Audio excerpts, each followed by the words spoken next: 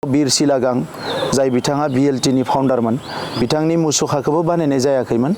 दा दिनै जोङो बिथांनि मुसुखाखौ गायसननायजों लोगोसे बिथांनि मुसुखायाव आङो रिसेन्टलि रायलायनानै जे बिथांनि जिउ थांनाय आरो थैनाय लोगोसे मा मावदोंमोन बेखौ मुसुखानि खाथियावनो लिरनायनि बेबस्था खालामदों आरो बिथांनि जिउ सल'खौ मोजाङै खोन्थानो थाखाय जोङो मोनसे स्टेडियाम बिथांनि मुङावनो बीर सिलागां मेम'रियेल स्टेडियाम मिनि स्टेडियाम 5 कोटि रांनि सारा बड'लेण्डआव जोङो गायसनदों।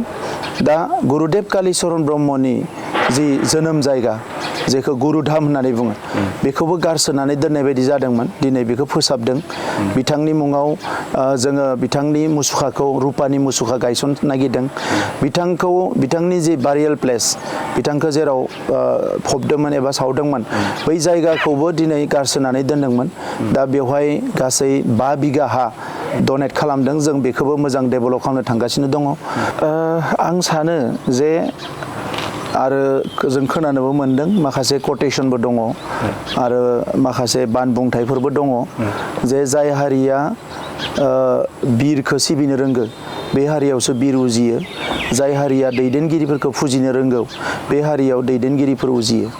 दा जोंनि हारियाव माखासे बिर जोहोलावफोर उजिदोंमोन जायफ्रानोखि गावसोरनि पार्सनेल जिउखौ गावबा जिउनि फारसे जेबो सानालासिनो गावनि जिउखौ बलिदान होलांबाय हारिनि थाखाय।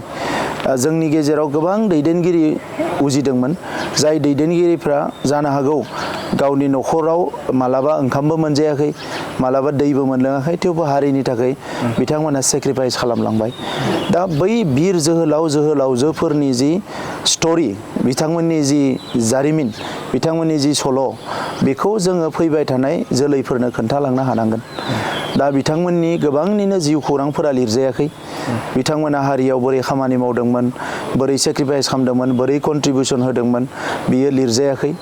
दा बेखौ जोङो लिरजोबनांगोन जाहाथे फैबाय थानाय जोलैया मिथिगौ बर' हारिया मिथिगौ जे माया माबायदिमोन बोरै सिबिदोंमोन सोर जोहोलावा बेसेबां खामानि मावलांदोंमोन बेखौ जाहाथे इयुन जोलैया मिथियो। दा नंखायनो जोङो टारगेट लादों जे थांनाय सरकारनि समाव बिथांमोना 19 बोसोराव मानो सानाखैमोन आं मिथियाखै खिन्थु बिथांमोनखौ नागारनानै जोंनि जारिमिना मालाबाबो आबुं जानाय नङा। दा बिनि गेजेराव बीर सिलागां जाय बिथाङा BLT फाउन्डारमोन बिथांनि मुसुखाखौबो बानायनाय जायाखैमोन। दा दिनै जोङो बिथांनि मुसुखाखौ गायसननायजों लोगोसे बिथांनि मुसुखायाव आङो रिसेन्टलि रायलायनानै जे बिथांनि जिउ थांनाय आरो थैनाय लोगोसे मा मावदोंमोन बेखौ मुसुखानि खाथियावनो लिरनायनि बेबस्था खालामदों आरो बिथांनि जिउ सल'खौ मोजाङै खोन्थानो थाखाय जोङो मोनसे स्टेडियाम बिथांनि मुङावनो बीर सिलागां मेम'रियेल स्टेडियाम मिनि स्टेडियाम 5 कोटि रांनि सारा बड'लेण्डआव जोङो गायसनदों। दासिम 12 सेंसन जाबाय बाखिखौबो जों खालामगोन बीर सिलागां बिथांनि थाखाय। सेकेन्डआव जोङो जोंनि जि बिनेश्वर ब्रह्म सुबुंथिनि थान्दै जोंनि हारियाव उजिनाय सासे जोबोद गोजौ थाखोनि पण्डितमोन साहित्यिकमोन बिनेश्वर ब्रह्म बिथांखौ मान होनानै जोङो 204 नलेज सेन्टार गायसननाय जाबाय।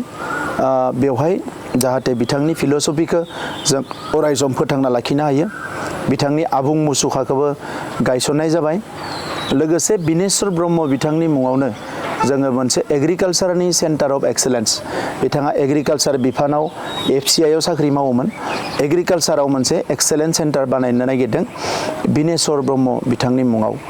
जोङो गुरुदेव कालीचरण ब्रह्मनि जि जोनोम सान बेवहाय जोङो रेस्ट्रिक्टेड हलिडे एबा हलिडे फोसावबाय। आसाम सरकाराबो बेखौ फोसावदों।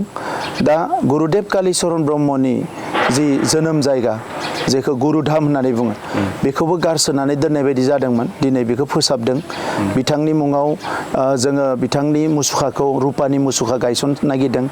बिथांनि जि बारियेल प्लेस बिथांखौ जेराव फबदोंमोन एबा सावदोंमोन बै जायगाखौबो दिनै गारसोनानै दोनदोंमोन। दा बेवहाय गासै 5 बिगा हा डनेट खालामदों। जों बेखौबो मोजां डेभेलप खालामनो थांगासिनो दङ। गुरुदेव कालीचरण ब्रह्मखौ जाहाथे हाइस्ट मासि होनो हायो बिनि थाखाय जोङो मोनसे जोंनि 420टा 420 VCDCआव 420 गुरुदेव कालीचरण ब्रह्म योगा सेन्टार गायसननो थांगासिनो दङ। बिनि अनगायै सुजित नार्जारिनि मुङाव जों अलरेडि अडिटोरियाम बानायबाय 40 समस्तियाव 40 सुजित नार्जारि मेमोरियल अडिटोरियाम। रुपनाथ ब्रह्मनि मुङाव गामि सोरां बिथांखि लादों बिभिन्न जायगायाव खोमसि जायगाफ्राव सलार होनाय।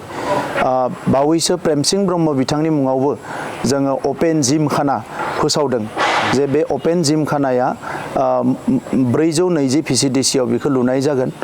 थिग बेबायदिनो गुबुन गुबुन जोंनि गेदेमाफोर जोङो कनकेशन नार्जारिनि मुङाव स्पर्ट्स एक्सेलेन्ट एवार्ड 100 स्पर्ट्समेनफोरनो बोसोरथामनि उन होनायनि थाखाय जों खालामदों।